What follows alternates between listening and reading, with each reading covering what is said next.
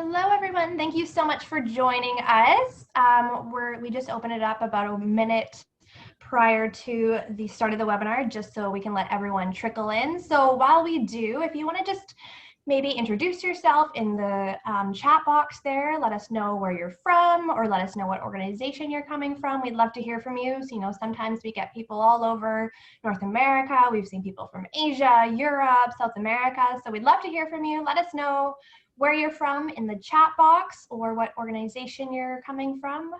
I know that Chad would probably also like to hear where everyone's from. We're super excited to have him here today, but before we begin, we'll just give it another minute or so and let everyone kind of trickle in here. So welcome.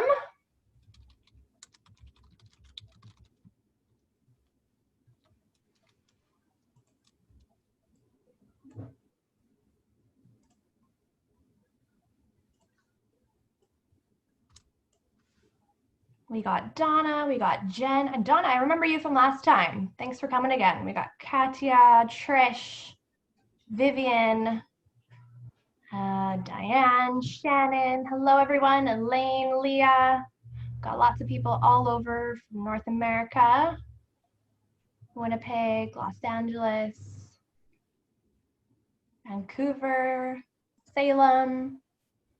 Got tons of people coming in. We'll just give it another minute or so. If you just arrived, welcome. We'll just ask you to wait another minute or so and then we'll get started. But before we do, if you want to just pop your where you're from, introduce yourself, where you're from, what organization you're from, we'd love to hear from you. We have people all over, so we'd just love to hear from you, see where you're all coming from. We got Joanna, Suzanne, Rosemary, David. We got Charlene, Claire, Joanna, Leah, Elaine. Tons of people coming from all over North America.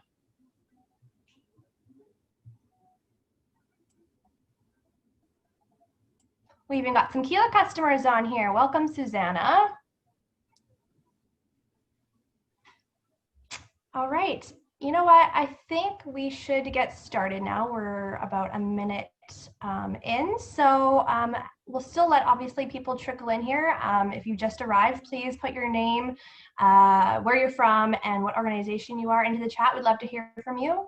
But for now, let's get started. So thank you all so much for joining us. For those of you who don't know me, my name is Mel Bilko, and I am the head of community engagement at Keela. We also have Ines Alvern on the back end of things today, who, by the way, she runs our newsletter and it is absolutely fabulous. So if you haven't checked that out, you can always go to www.keela.co/blog.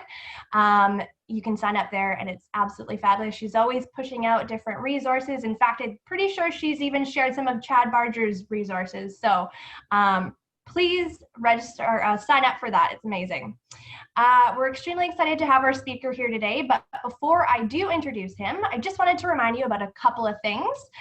So the first is that this session will be about an hour in length, including about a 10 to 15-minute Q&A session at the end, and we encourage you to ask all your questions in the Q&A or even in the chat box throughout the presentation, and we'll get to them all at the end.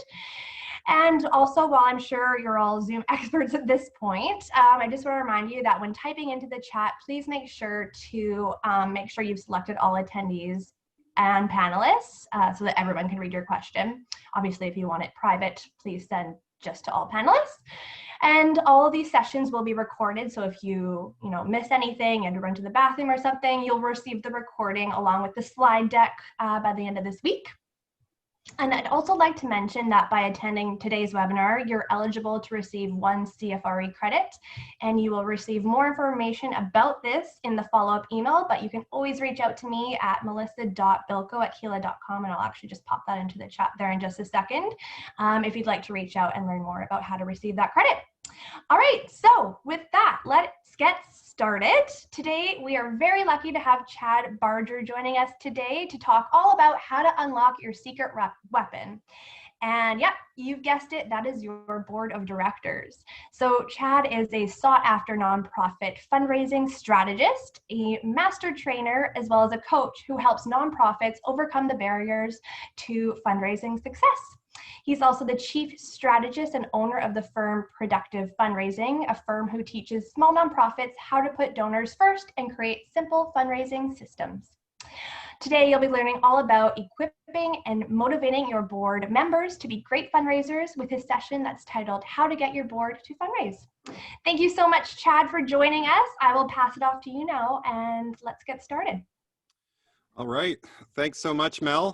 Greatly appreciate the opportunity. Greatly appreciate being in front of the Keela audience here. So yeah, I'm going to pop up my screen share and we'll hop right into it because I know everybody's just dying to figure out how do I actually get my board to fundraise. So yeah, this is my most asked question when I do kind of an open Q&A at a conference, or I was just doing one this morning with a group of museum professionals, and yes, it came up. You know, how do I get my board to fundraise? It's the number one, I say, question or maybe even complaint I hear from nonprofit executive directors. My board won't fundraise.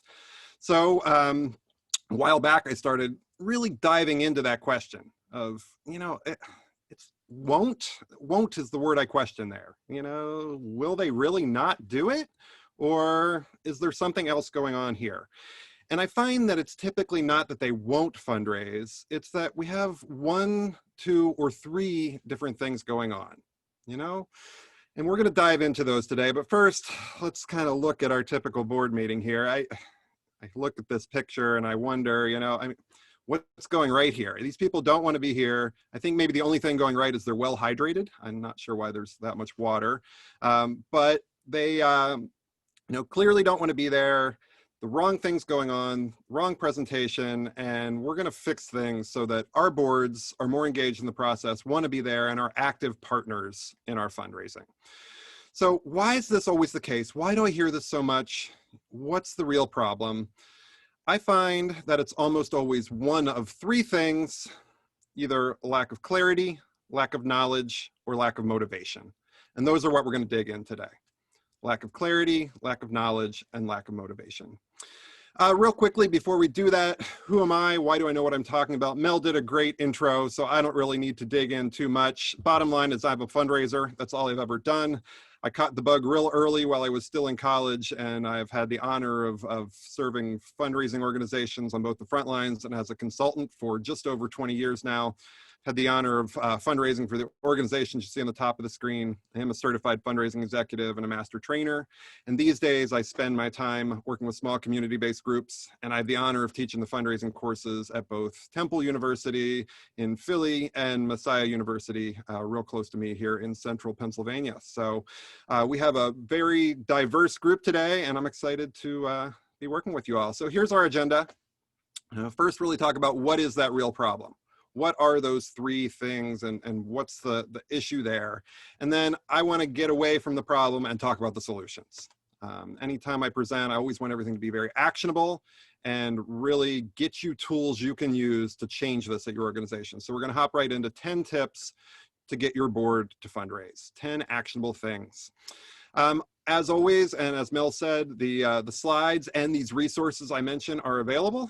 So they're going to send them out in the links with their follow-up emails. And I also have them available on my website. So if you're in a rush, you want to grab something right away, go for it. That's at productivefundraising.com/resources. And anytime there's something you can grab there, just that blue box will pop on the screen, and you don't need to give me your email address, none of that. I don't play those games. Just click on what you want and it'll download right to your desktop. So that real problem, I already said it. What's the real problem here? Lack of clarity, lack of knowledge, lack of motivation. It's almost always 1, 2, or all 3 of those issues. So let's kind of take them one at a time. Lack of clarity. So this simply means they don't really know what their role is. They don't really know what their job is, specifically as it applies to fundraising. What is my role? What are my responsibilities? We just haven't really put that out there. You know, a lot of times we have board members that come and they've been on other boards, and we make the assumption that they know what their responsibility is when it comes to fundraising, and maybe we don't really lay that out for them. Okay, the next one, knowledge. Lack of knowledge. They might know what their role is, but maybe they don't know how to do it. They don't have the skill set. They haven't received training around how to actually accomplish that. And we, again, just kind of assume that, they know what they're supposed to be doing and they can do that. We're really guilty of this for those seasoned board members that, they've been on every other board in town and they get here, maybe they've kind of snuck by and never really had to fundraise over there. They weren't on the development committee. They just kind of never really had to do it. And then finally, we have the situation where they might be clear on what they need to do. They might be clear on how to do it, but they're just not motivated to do so. They just, I know what I need to do, but I'm just not there. And a lot of times it's because they're not exposed to the mission. They're not involved in the life of the organization. Where do most nonprofit board meetings happen? Right? It's in like a dark, boring conference room or, the church basement, something like that. It's not where the programming is happening. It's not where the magic is happening. And, as staff, we get to see that every day. We get to be engaged in the programming. We have the option of going out and seeing that or sitting in on things. And with boards, that often doesn't happen. So those are our three areas: lack of clarity, lack of knowledge, and lack of motivation. And like I said, now I really want to dig into those and provide some actionable solutions to address all three of those items with 10 tips to get your board to fundraise. So here we go. Tip number one, let's address that clarity piece first. Set clear expectations from the start.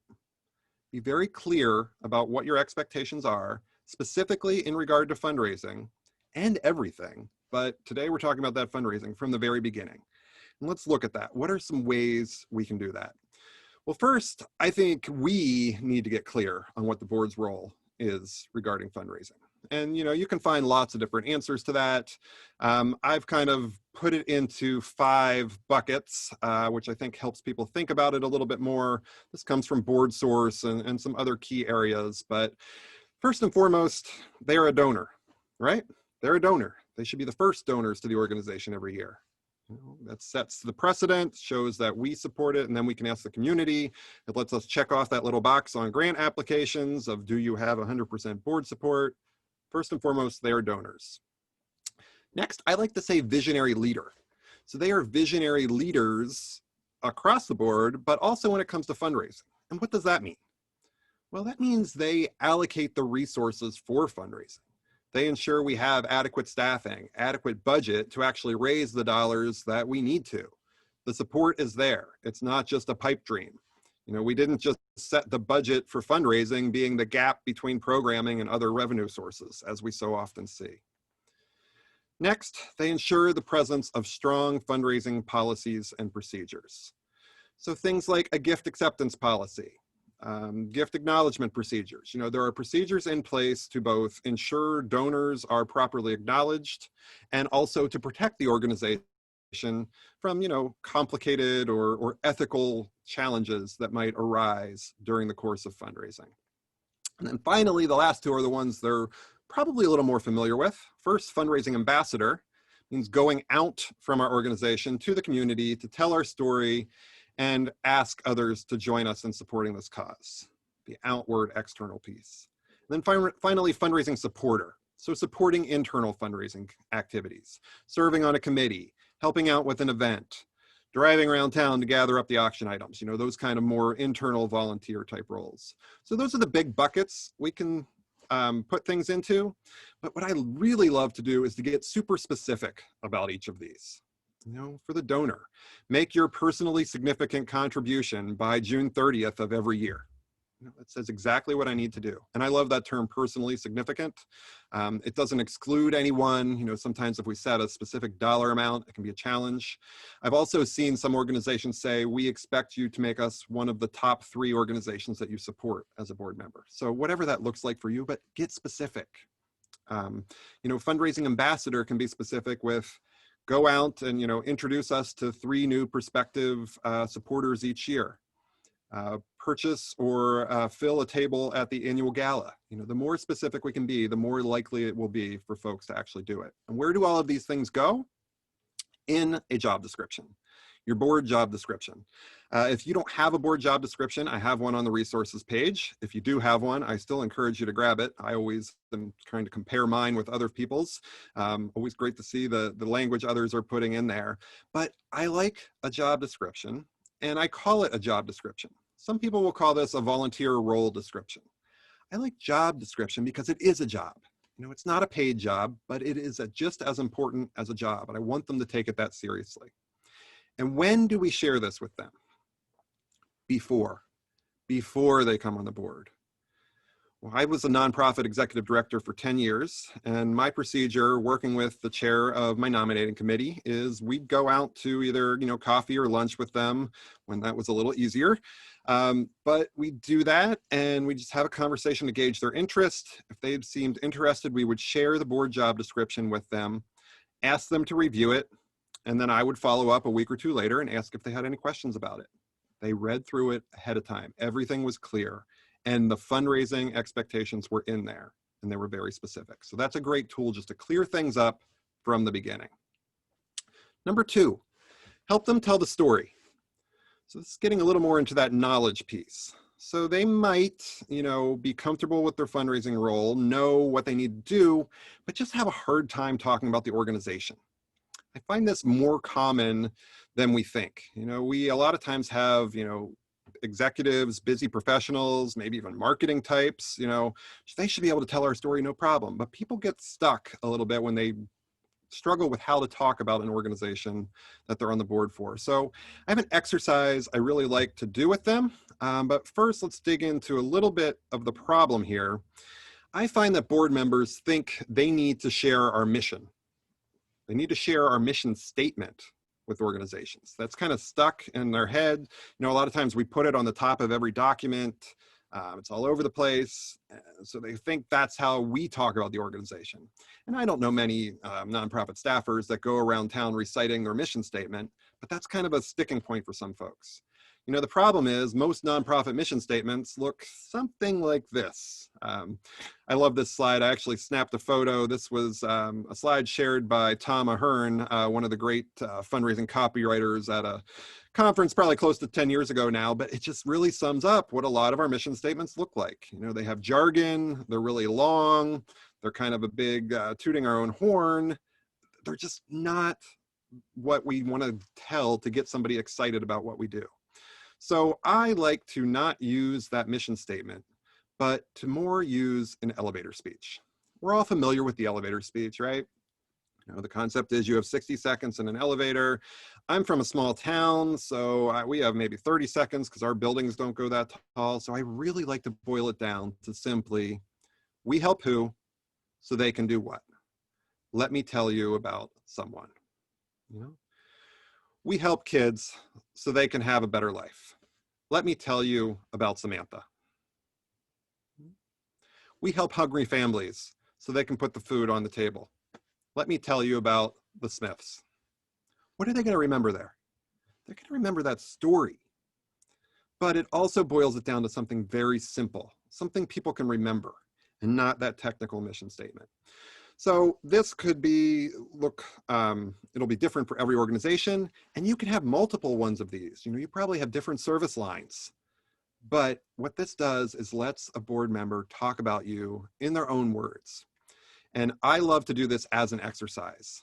So sometimes when I'm doing a board training, we'll actually do this. And what I have for you on the resources page is a worksheet with blanks for these. And you can do this as a board exercise. Let them fill in the who, then the do what. Make it in their own words. What does this organization do? We help who so they can do what? It's that simple. And if they actually come up with that, they're going to remember it. And it's going to be very easy for them to spout that off when somebody says, oh, I see you're on the board of ABC Charity. What do you do over there? Oh, we help who so they can do what? Right into it. And then we're going to feed them those stories or give them an experience with those stories with some of the things we're going to talk about in a little bit. So they can really tell those stories on behalf of our organizations and enable that excitement in our community. And this is one way to do it right here. Number 3, bring that mission to life for them. Bring the mission to life for them. As I said in the beginning, board meetings are typically not exciting and we don't have the mission in there, in the room. It tends to be very technical. We're looking at financial statements. We're reviewing strategic plans. We're having reports. It's not that mission. It's not the reason we're there. So you need to bring that mission to them. One of my favorite things to do here is mission moments. So for many years, I was the executive director of a United Arts Fund. It was an organization that raised dollars on behalf of about 20 different arts and cultural groups in the town. And it was a board of about 18 busy business professionals. We'd meet at 7:30 in the morning. We were done by 9 so they could get to work. And, you know, there was no arts and culture going on in that room. It was straight business. But it quickly became obvious to me that that was kind of detrimental, because we got into these like little nitpicky conversations, and, you know, everybody was on their pet project and they couldn't see the bigger picture. So a couple years in, I started having one of the recipients of funding come to the meeting and share, just for the first 5 or 10 minutes, of what that funding allowed them to do that they wouldn't otherwise be able to. And they started telling these great stories of, you know, these educational outreach programs where they were able to go into the inner city schools, and they don't have the funding to do that otherwise, but these amazing life-changing moments happened, and inspiration. And we got to see how really the arts, it wasn't just about the arts, but how the arts could become a tool to solve other societal problems. And that really opened their eyes, and it really changed the conversation in the room.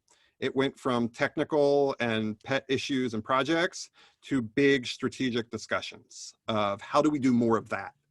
How do we get this on autopilot and go in the right direction so we can do even more of that and more life-changing things? So mission moments are easy, best coming from the person whose life was impacted.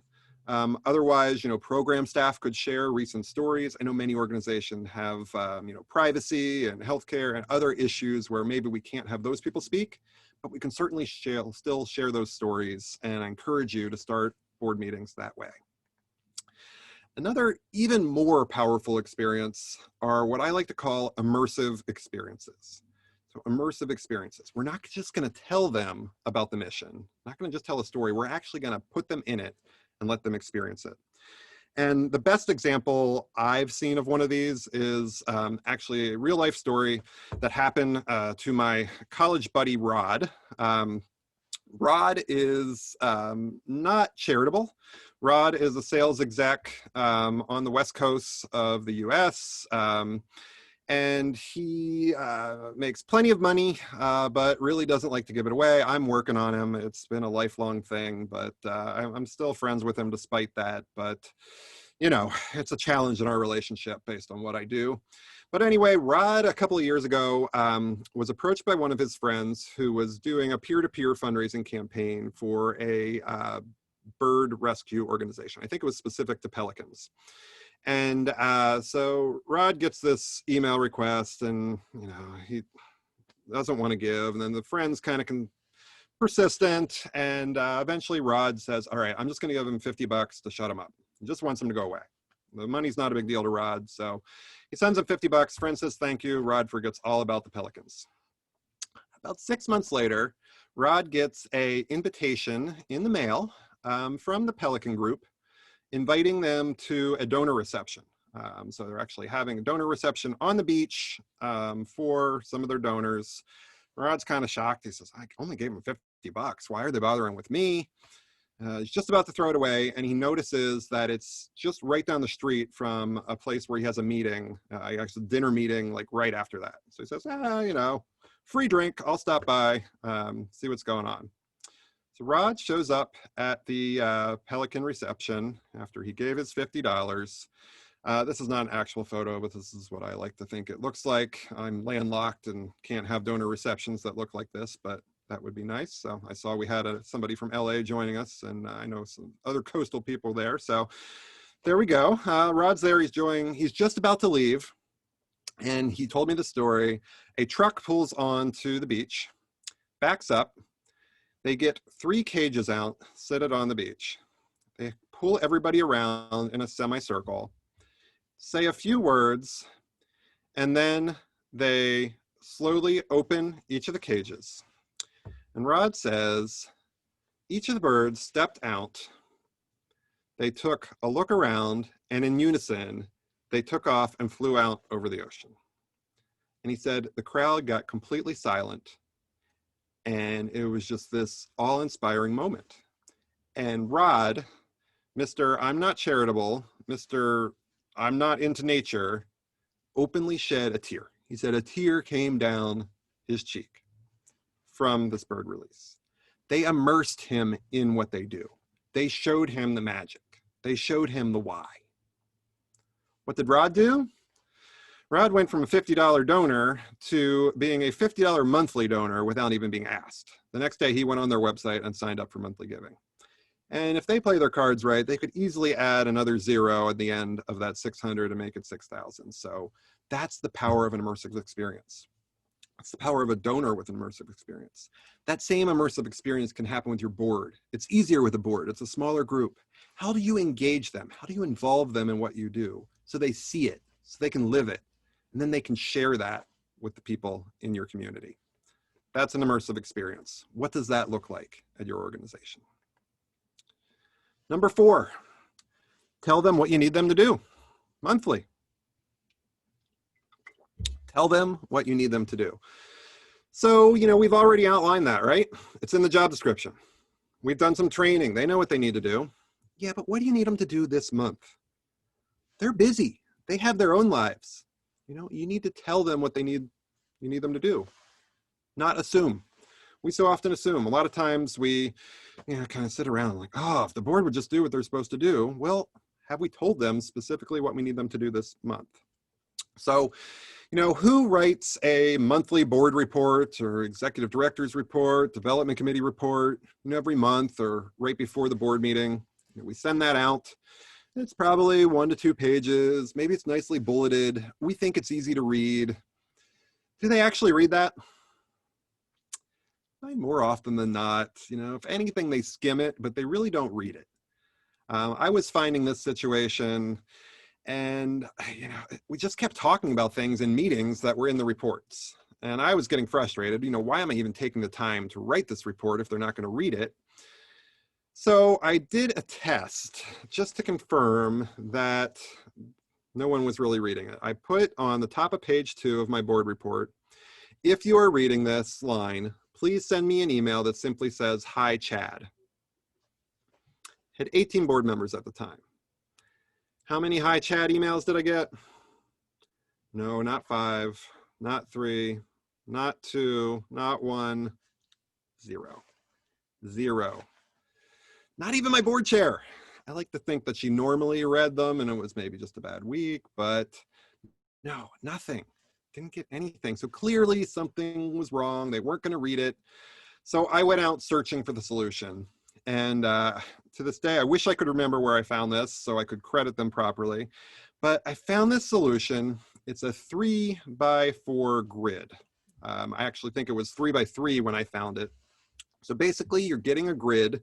This goes directly in an email, and it's the only thing in there. There's no other text. And you simply fill in these boxes. So you list 3 recent organizational accomplishments, 3 things that were accomplished since the last report. It kind of shows them what's going on, shows them that you're active. Then next, 3 staff priorities. What are staff currently working on? And the next 3 are the key. Current staff needs, areas for board assistance. What do I need you to do this month? 3 specific things. I would put in things like make your annual donation, introduce us to a new potential supporter, secure a sponsor for the upcoming event, whatever it was. I started getting responses right away. Like I'd send this out with the link to make your donation, and end of the day, I'd have 5 board donations come in online. It was so much easier. Eventually, I added that 4th grouping, prospects we'd like to meet. I don't know about you, but I always had this huge list of names that had been generated over the years, and I'd pass out the huge list and say, who do you know, and never really get it back. But once I started pulling 3 names off of there, I'd get responses to the email saying things like, oh, I see you have ABC company on there. We do business with them. Let me figure out who the contact is at our end, and we'll get a lunch set up. Great, that's all I need. I just need you to open that door. So it made that easier. So literally, I kept this as a Google Doc. When it came time to do the report, I'd fill in the 12 boxes. Took me all of 15 minutes max. I copied and pasted it directly into my email, and I hit send. It was that simple. It no longer took hours to do my report, and I'd get instant replies. It got so good that after about 18 months, I took a 2-week vacation. It was a big anniversary for me. They were never used to me being gone that long. And when I came back, I had 5 emails from board members saying, I didn't get my 3x4 grid. Can you resend it? I want to make sure I'm doing what you need me to do this month. What? They are trainable.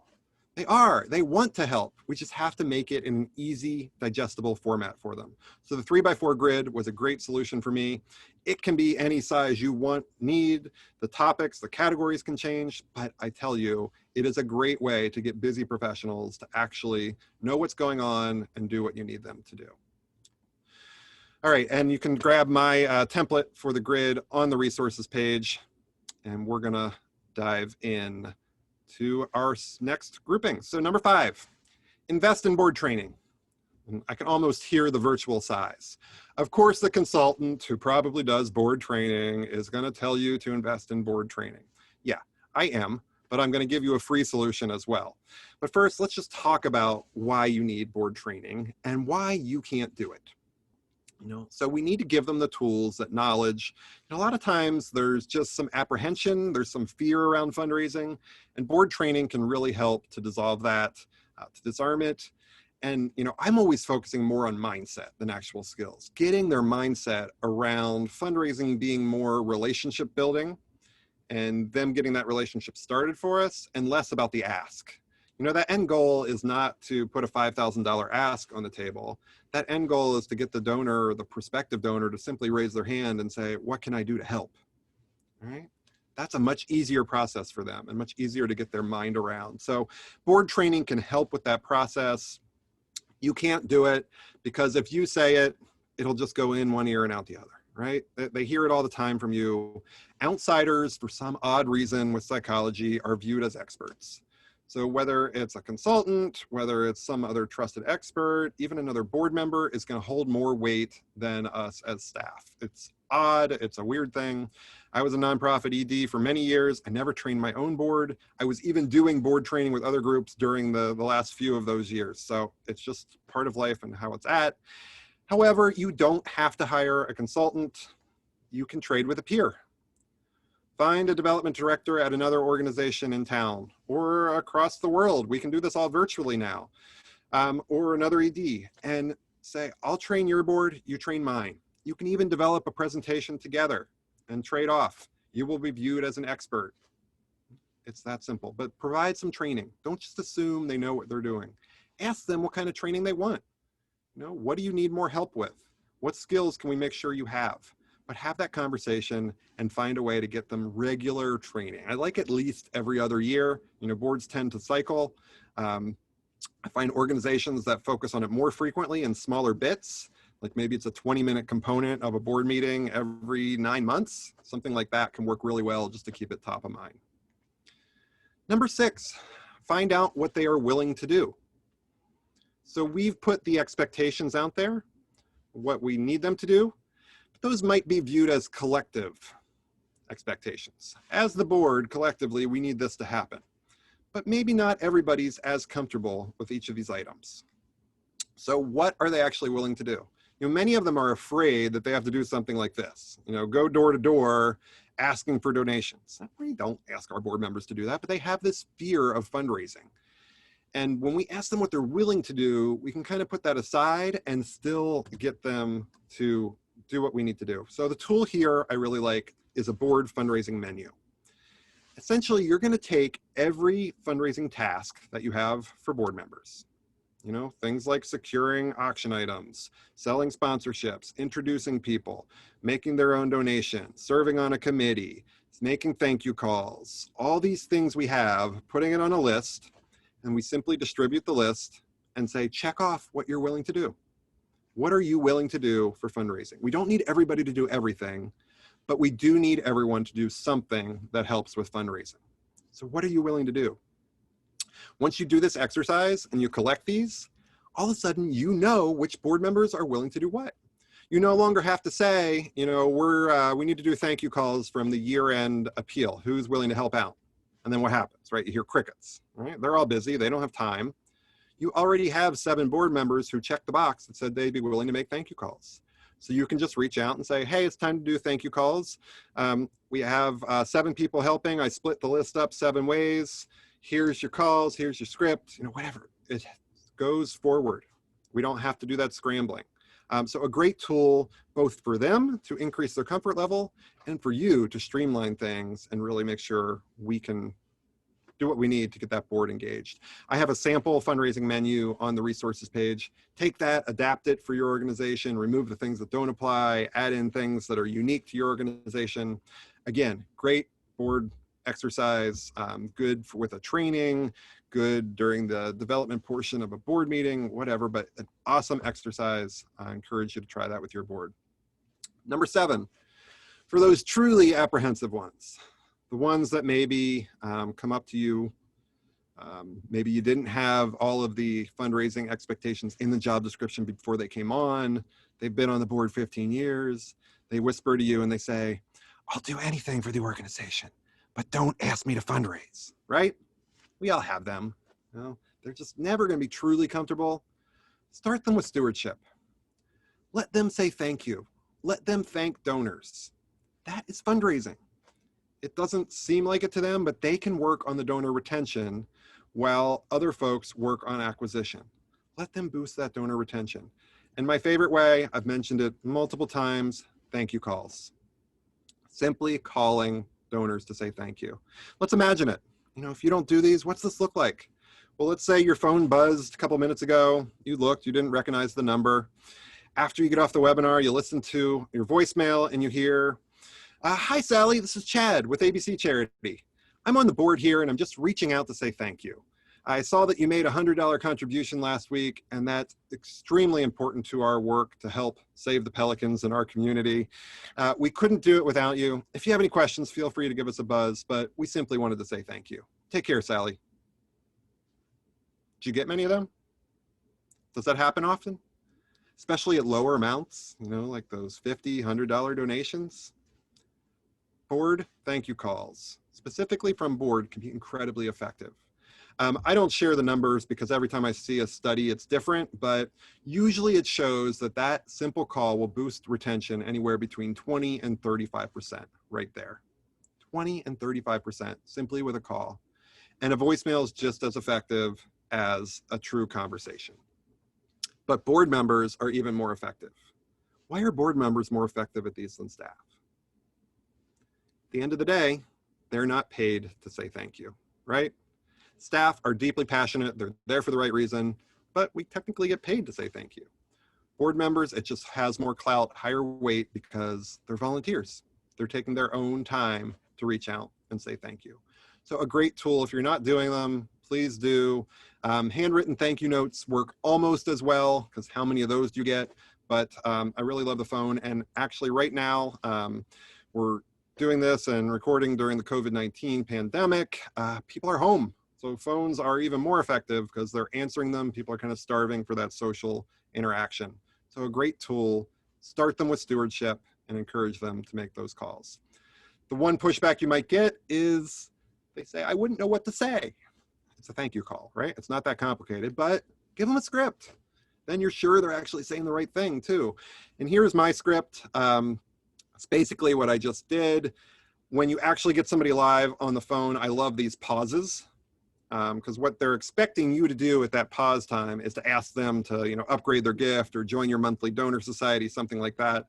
And when you don't, they kind of pause and they stumble a little bit and they say, well, thank you. So they thank you for thanking them. And we just go on to have this great little conversation. So give them a script, fill it in for them, make it easy, and get those board members, especially those ones that are afraid to fundraise, making those stewardship calls for you. You can download my sample script on the resources page. Starting to wind down here, and then we're going to get to your questions. Number 8, paint the picture before asking for names. Paint the picture. So who has had, I'm sure many of us had this experience that, you know, we need some new prospects. A lot of times it's before an event, you know, we need some new sponsors. We want to get some suggestions from board members. So we do this kind of prospect or sponsor identification exercise where we give them all a blank sheet of paper, or maybe we've made it easy by labeling it 1, 2, and 3. And we just want, everybody to write down the name of 3 potential supporters for our organization. And we give them 5-10 minutes. And what do these pieces of paper typically look like after that? You know, don't even need to change the slide. Oftentimes they look just like that again. You know, their minds go blank, or you get one. You know, it's just not really effective. They know plenty of places, but we have a couple problems here that we need to address, and really centered on fear. The first one is they write down 3 names. They have this fear that they think you're instantly the next day going to call up and say, you know, hi, can I speak with Martha? Hi, Martha, this is Chad from ABC Charity. Joe on our board wrote your name down yesterday during a prospect identification exercise where he stated that you would be able to give us $500 for our event next month. Are we going to do that? No, but that's kind of the fear. And they have that fear because we haven't told them what's going to happen. So we need to tell them what's going to happen. One of my favorite things for what's going to happen is just some kind of open house mixer type event. And yes, these can be done virtual. Maybe it makes sense to hold off a little bit, but sometimes we need prospects now. But just a simple business networking event, or get to know each other, you know, 5 to 7 on a weeknight, invite them to our facility or a board member's office, business networking with decision makers, not junior copier salesmen like we see at other events. And it's a service. You know, they like these kind of things. They need these kind of things, especially with potential sponsors. 5 minutes in the middle, we briefly talk about the organization, and we follow up with them afterwards to see if they're interested in learning more. It's that simple. It's non-threatening. There's no hard sell. You explain that to board members of this is what's going to happen, and they're more likely to give names. So they know what's going to happen next, but there's still a problem. The sheet's still going to be blank. Now, minds just go blank. People will say, oh, I don't know anybody. Everybody knows somebody. Everybody knows people. So we need to kind of paint the picture of what our typical donor looks like, make it easier for them. So for US-based charities, I know that the average donor in the US is a 62-year-old college-educated female. I know the Canadian data is very close to that. Across the world, it varies. So that's your starting point, 62-year-old college-educated female. How does your organization skew from there? Are you a cause more male or female? For several years, I was the development director for an antique automobile museum. I skewed a bit. I skewed a little older, I skewed a bit male, and a little less educated. But you can kind of do that. You know, what hobbies are they into? We find that many of our donors, you know, are into gardening and hiking. And so you paint the picture, and all of a sudden they say, oh, that sounds like my neighbor. That sounds like my dentist, my doctor, my auto repair person, you know, all these kind of, they can connect the dots once you start describing what they look like, those attributes. And then to jog their memory even more, a tool I love are some questions. So questions, you know, who were the last 5 people you've gone out to dinner with? Who do you send holiday cards to? Who do you exercise with? Where do you go to have blank done? You know, all those service professionals in our community. Who were your last 5 Zoom calls with? You know, in the current reality. But asking these questions are great. And these questions come from a resource that I have linked up, put out by another consultant, Joan Gary, great nonprofit management consultant. It's a tool she calls How to Grow Your Army of the Engaged. And it's about a 10-page packet of these questions. So she has, I think, about 20 or 30 of these. So a great exercise, again, to do with a board. It's not blank lines, it's specific questions of who. Who do you know that might want to engage with us? And here are some prompts to help you remember who you actually know. Encourage you to check that out. Give that a download. Great exercise with your board. And that's on the resources page as well. Number 9, all of this is great. You know, putting the expectations are out there in the job description. You know, it's there, they know it. But if that's not going to be enforced, if there's not going to be accountability, it still might not happen. So you need to find an accountability partner. You know, you need to find somebody, ideally on your board. The best person for it, I find, is the chair of your development committee, if they have the right personality. But it could be anybody. It could be your board chair, your vice chair, nominating whoever, but a board member that's going to be willing to say to board members, what are you personally willing to do to assist the organization with fundraising? They're going to be willing to have these one-off conversations. You can do things like, the staff told me that, they're still waiting for your annual commitment. I just wanted to touch base, see if you can take care of that today, or are there any challenges going on and that we can help you with? It doesn't have to be mean, but just somebody willing to do that follow-up. Somebody willing to be that bad cop a little bit so that you can have that great rapport with the board members. And then in the meeting, I want them to say, what will we as a board commit to doing as a whole to assist with fundraising? Some organizations actually have a board goal. The board shaves off a portion of the fundraising budget, 10, 20% that they're going to be responsible for raising. That's interesting. What would that look like at our organization? And then how will we hold each other accountable? Actually having this conversation. What do we need to do? What will we do if we don't do what we say we're going to do? What's going to happen? Let's just talk that out. It really stresses the importance. So you need that person. Find somebody willing to have that conversation. And if this is new at your organization, a tool to kind of get some of these conversations started is a board self-assessment. So this simply asks each board member to kind of rate their performance in regard to fundraising, and it can be broader than that. And they kind of self-rate. You can get that information back anonymously and then just kind of categorize things. And it'll show some of those weaknesses. The board doesn't feel they have the skill set they need to make calls, to request meetings, whatever it is. So it can be as granular or as broad as you want. But it's a good tool just to get these conversations started and to kind of help find that champion for fundraising that's going to be your accountability partner with the board. And I have a sample one on the resources page. And finally, number 10, offer support. Offer support. So simply, rather than festering when they don't do what they're supposed to do, sitting around of, oh, it's another month, and Ben still didn't send in his list of names, his donation, didn't do this, whatever Ben didn't do.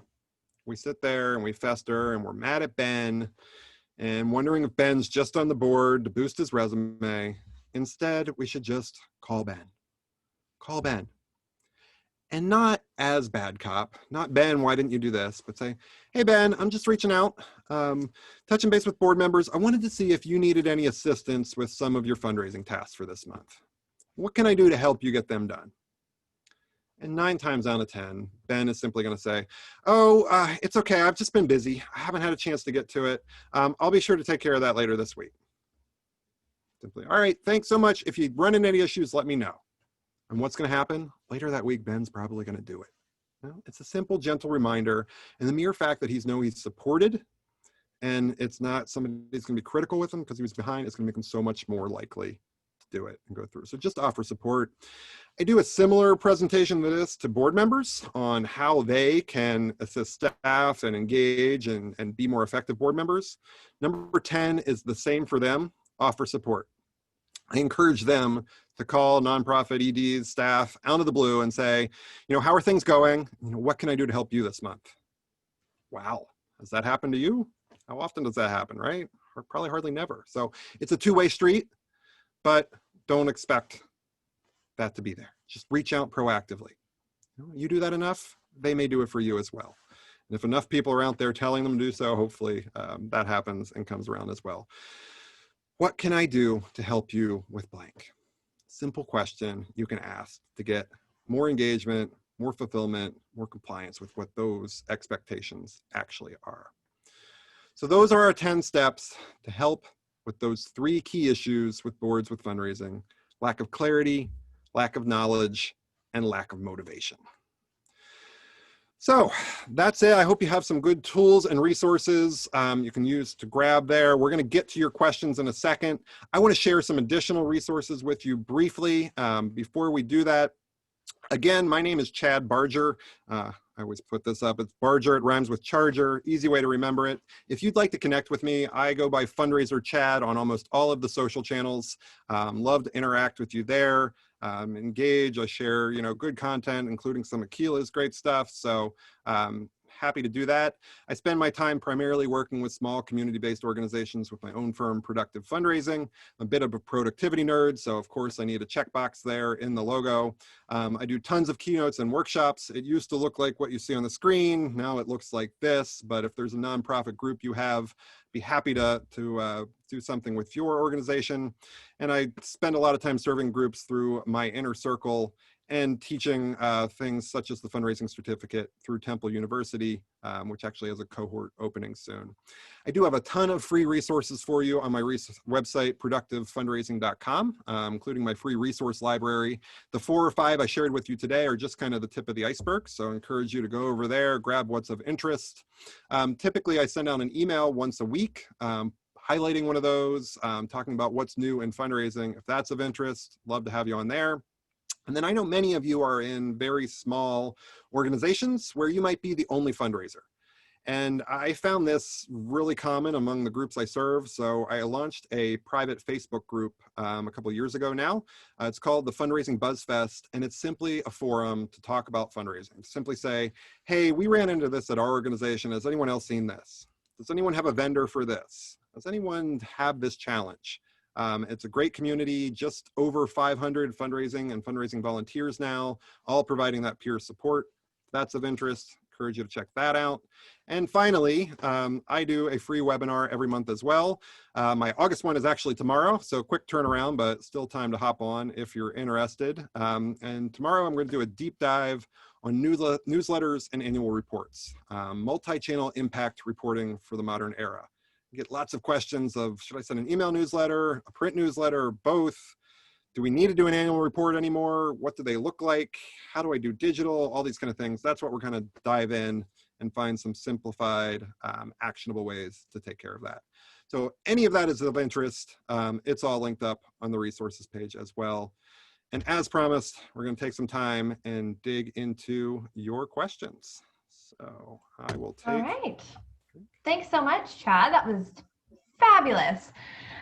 We do have a bunch of questions that came in. We do have a positive note from Sarah. She's saying, thank you for a great seminar. Chad was amazing, very knowledgeable, and presents the materials in an easy to digest fashion. I thought I'd start off with that because that was really nice of you, Sarah. I agree. All right, so the first question is coming from Janine, asking, roles such as ambassador and supporter, do you usually have a board member as either or as both? So what were those roles again? Ambassador and?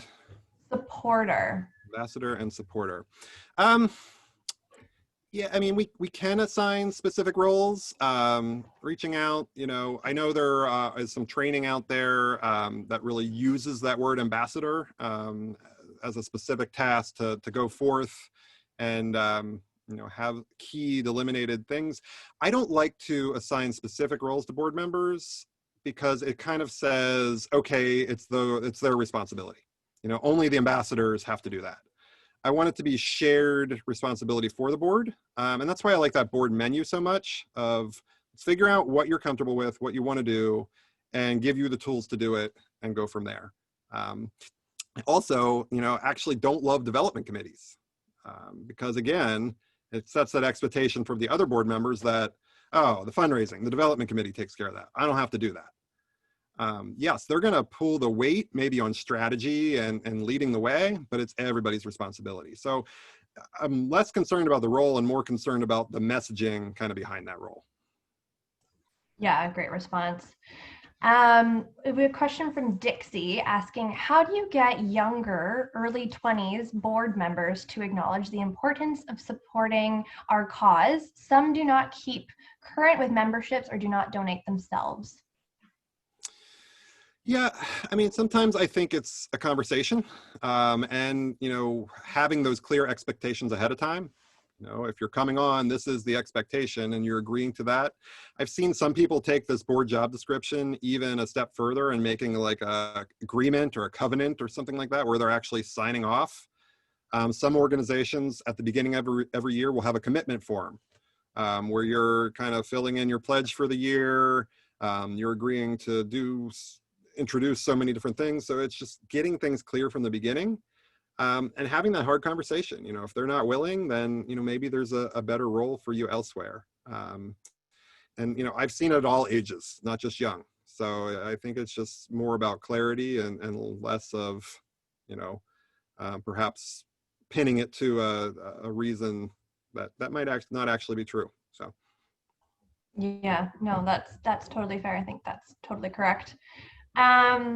The next one, and I think they're referring to that chart that you kind of presented on the screen there.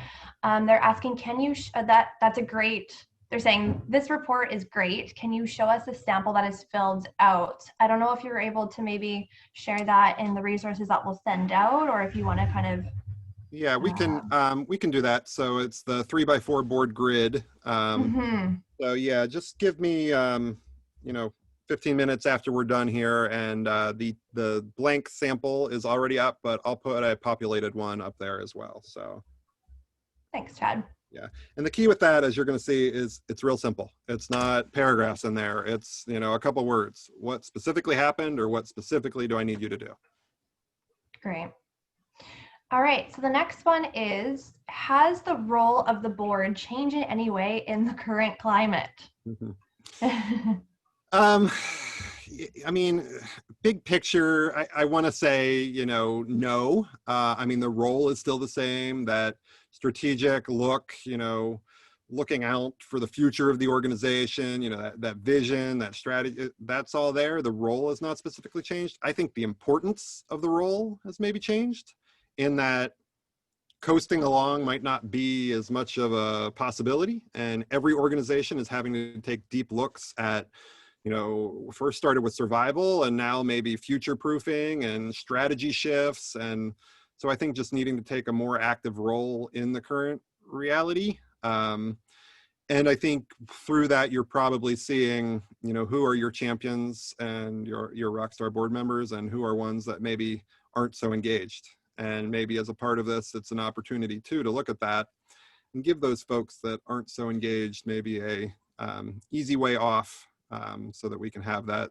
board of champions that we need. Great. Yeah, thank you. The next is from Janine asking, how do you best engage a board with these steps? That is an existing board where you haven't set any expectations up until now. Yeah, I would say not all at once.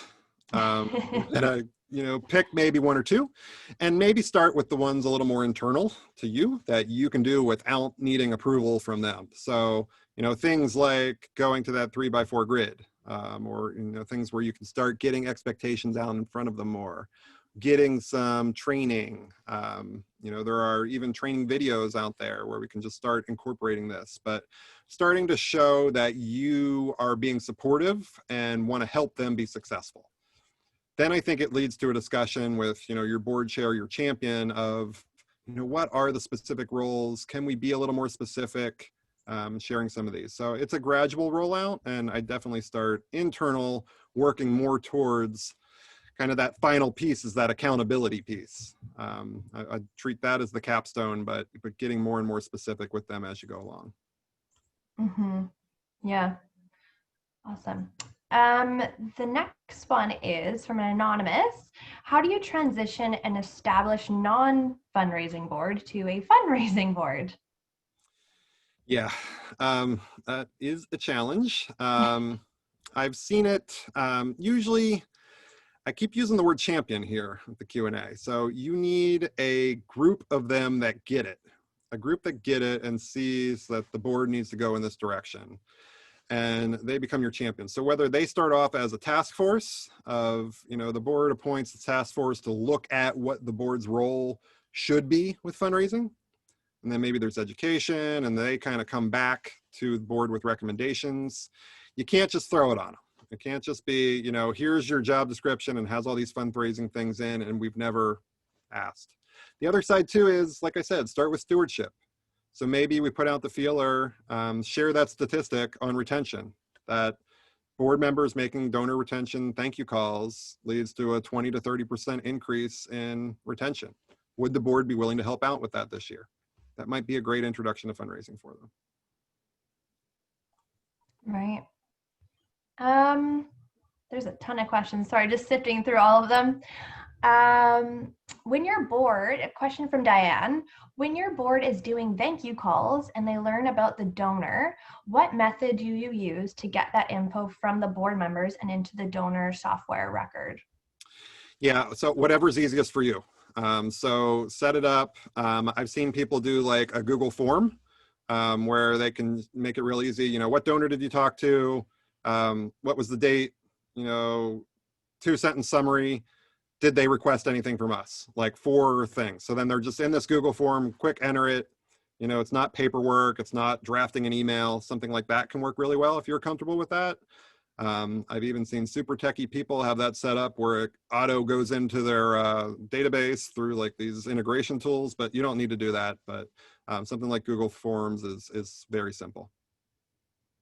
And just a little quick Keela shout out. Oh, You can right. also give access to your board. You can give access to Keela to your board, and you can also limit what they see within Keela. So you could also just let them give them access to Keela as well, and they can do it right directly in their Keela. Super simple to use, so board members shouldn't have a problem filling that out as well. Just thought Even I'd better. put that in there. Yeah, no, I love it. One less step. Yeah. My board, so this is a question from Amy. My board is mostly comprised of directors of other nonprofits. They take care of their own first. How do you feel about an advisory board to help with fundraising? Yeah, I mean, it can work. I'd be more, I hesitate on the word advisory. I don't love advisory committees because advisory committees often don't think of themselves as advisory committees and really view themselves more as boards. So they tend to produce power issues. I already used the word task force. I like them because it's a temporary thing and they go away. I also, you know, would like the word ambassador came out earlier. So ambassador program or ambassador circle, something like that, people that are going to work with us to help with fundraising. So I do see the need that you could do, you know, a separate group, hopefully including a couple of those board members. So there's some cohesion and linkage between the 2 groups, but yeah, just be careful with advisory councils. I've seen too many go south and professionals wish they could get rid of them. So just word of caution. Great, thanks, Chad. And you know what, we're coming up on time here, so I think we're gonna have to stop it at there. We did have a few more questions, so I'm really sorry that if we didn't get to your question, but if you really want it answered, please feel free to send us that question in the follow-up email, and we'll pass that off to Chad so he can respond to that.